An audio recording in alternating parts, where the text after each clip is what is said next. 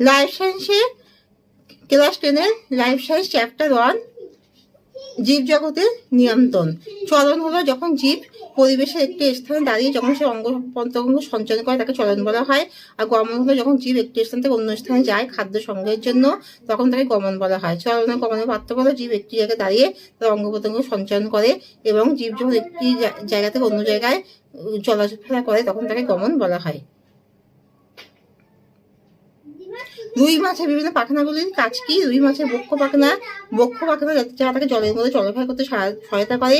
শনি পাখনা যা তাকে জলে এক জায়গা থেকে অন্য স্থানে চলাফেরা করতে সহায়তা করে। পৃষ্ঠ পাখনা যা তাকে জলের মধ্যে ওঠানামা করতে সহায়তা করে। এবং পায়ু পাখনা যাকে জলের ভারসাম্য বজায় রাখতে সহায়তা করে। আর পুচ্ছ পাখনা জলের মধ্যে দিক পরিবর্তন করতে সহায়তা করে। আর গুরু মস্তিষ্ক লঘু মস্তিষ্কের মধ্যে পার্থক্য হলো গুরু মস্তিষ্ক হলো যা মস্তিষ্কের অগ্রভাগে সর্ববৃহৎ অংশটি, যা চিন্তা, স্মৃতি, ভয়, বিস্মৃতি, আতঙ্ক, লজ্জা প্রভৃতির সাথে জড়িত। আর লঘু মস্তিষ্কের ক্ষুদ্রতম শেষের পশ্চাৎভাগে অবস্থিত, যা দেহের অঙ্গ প্রত্যঙ্গকে সঞ্চয় করতে চলাফেরা করতে সহায়তা করে, এবং যা চিন্তা, স্মৃতি, বিস্মৃতি, ভয় প্রভৃতির সাথে জড়িত নয়। এটি দেহকে অঙ্গ প্রত্যঙ্গে সঞ্চয় করতে চলাফেরা করতে সহায়তা করে। তা গুরু মস্তিষ্ক কাকে বলে? মস্তিষ্কের সর্ববৃহৎ অংশটি গুরু মস্তিষ্ক।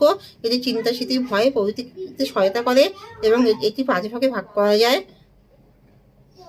মস্তিষ্কের সব থেকে বড় অগ্রভাগে অবস্থিত। লঘু মস্তিষ্ক কাকে বলে? লঘু মস্তিষ্ক ছোট আর পশ্চাৎ ভাগে অবস্থিত। এটি দেহকে অঙ্গ প্রত্যঙ্গকে সঞ্চালন করতে এবং দেহকে চলাফেরা করতে সহায়তা করে।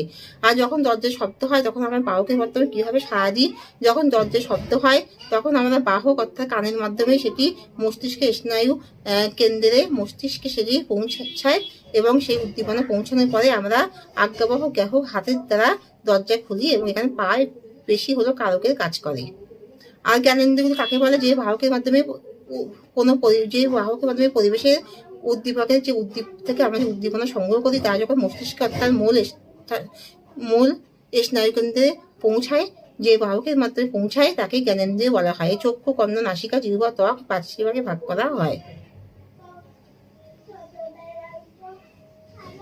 থ্যালাসেমিয়া রোগের লক্ষণগুলি কি কি? থ্যালাসেমিয়া রোগ হলো যে রোগ রক্তকণিকা কমে যায় এবং হিমোগ্লোবিন অভাব হয়, লোহিত রক্তকণিকা কমে যায়, এই রোগের লক্ষণগুলি হলো, এবং চোখে ছানি পড়ে। আর